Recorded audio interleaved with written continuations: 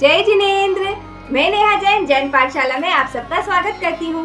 क्या आप सब बहुत सारा धन, संपत्ति, जमीन जायदाद, वस्त्र, आभूषण इन्हीं सबको परिग्रह मानते हैं? यदि हाँ, तो ये वीडियो आप ही के लिए है। चलिए पहले एक कहानी सुनते हैं।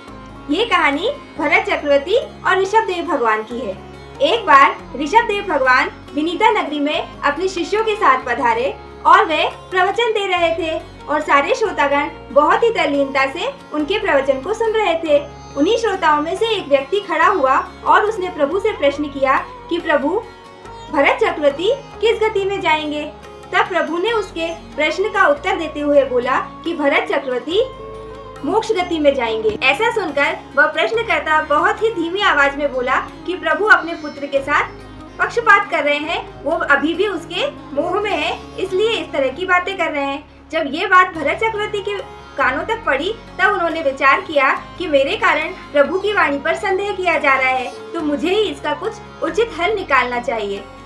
अगले दिन उन्होंने उस व्यक्ति को अपने पास बुलाया और बोला कि तेल से भरा हुआ एक कटोरा जिसमें एक भी बूंद यदि तेल और डाली जाए तो वो बाहर आए, इतना ऊपर तक भरा हुआ तेल का कटोरा लेकर आपको विनीता नगरी की सारी गलियों में घूमकर मेरे पास आना है, और यदि इस कटोरे से एक भी बूंद तेल बाहर निकलता है तो आपको मृत्युदंड की सजा दी जाएगी।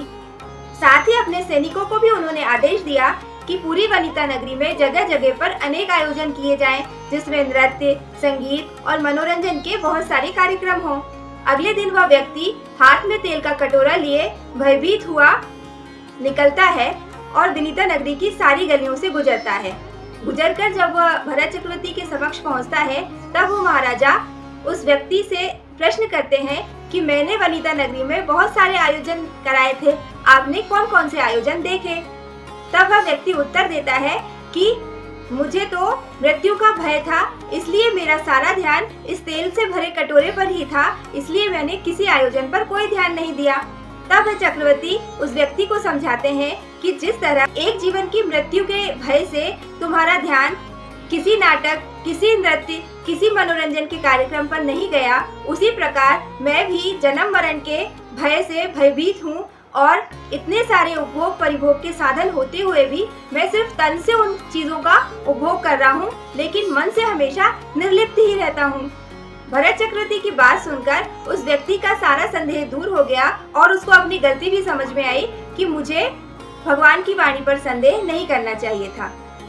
इस कहानी से आपको समझ में आ गया होगा कि बहुत सारा धन, संपत्ति, जमीन जायदाद, रुपए, पैसे, वस्त्र, आभूषण इन सब का होना परिग्रह नहीं है। असल में परिग्रह है इन सब चीजों में आसक्ति होना, यानी कि मोह या ममत्व होना।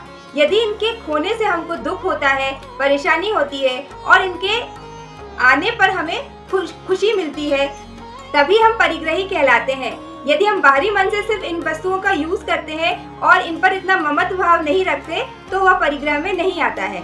यदि यही सब चीजें परिग्रह का कारण होती तो जितने भी निर्धन व्यक्ति हैं वो तो अपरिग्रही कहलाते, लेकिन ऐसा नहीं होता। इस बात को समझने के लिए एक कहानी और सुनते हैं।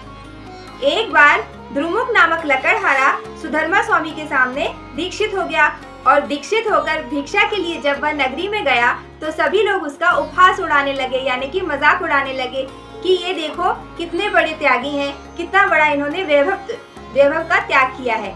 क्योंकि वह एक निर्धन व्यक्ति था इसलिए सब उसका मजाक उड़ा रहे थे कि इसने क्या दीक्षा ली है और क्या छोड़ा है, इसके पास छोड़ने को तो कुछ था ही नहीं। यह बात उन साधु ने सुधर्मा स्वामी को आकर बताई और वो बड़ा ही दुखी भी हुआ और अपने गुरु से उसने प्रार्थना की कि हम इस नगरी को छोड़कर कहीं और चलते हैं। तो सुधर्मा स्वामी भी उसकी इस बात पर सहमत हो गए और दोनों ही उस नगरी को छोड़कर जाने लगे। जब यह बात अभय कुमार को पता चली तब उन्होंने सुधर्मा स्वामी से प्रार्थना की कि आप इस नगरी को छोड़कर मत जाइएगा, मैं इसका जरूर ही कोई हल निकालूंगा।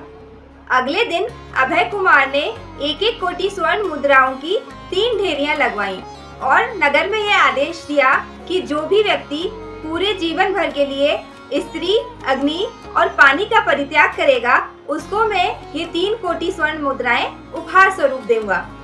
लेकिन पूरे नगर में से कोई भी व्यक्ति ऐसा नहीं था जो स्त्री, अग्नि और पानी का त्याग कर सके।